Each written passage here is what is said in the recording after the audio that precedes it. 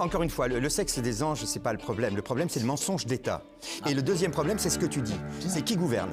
Et c'est très très clair pour tout le monde. Enfin, on le sait tous que c'est cette personne qui gouverne le président. Ça, moi, je l'affirme. Et tu me demandes quelle est ma conviction. Ma conviction, c'est que si cette personne était vraiment ce qu'elle prétend être, c'était très simple pour elle de le prouver que là, il n'y a que des choses compliquées qui sont faites. Donc, il y a un problème. Il y a un mensonge d'État qui est de plus en plus évident. Il y a des faisceaux convergents de preuves qui en attestent.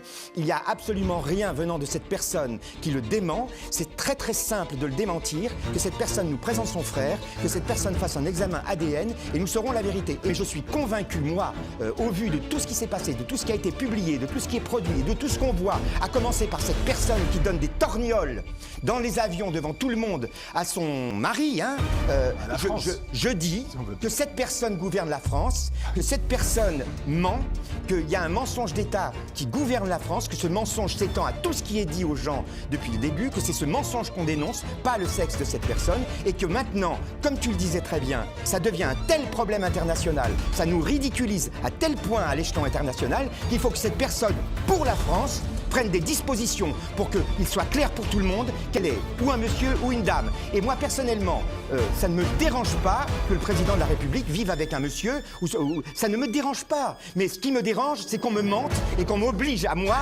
à être le complice d'un mensonge. Eh ben, en tout cas, cette émission est lancée.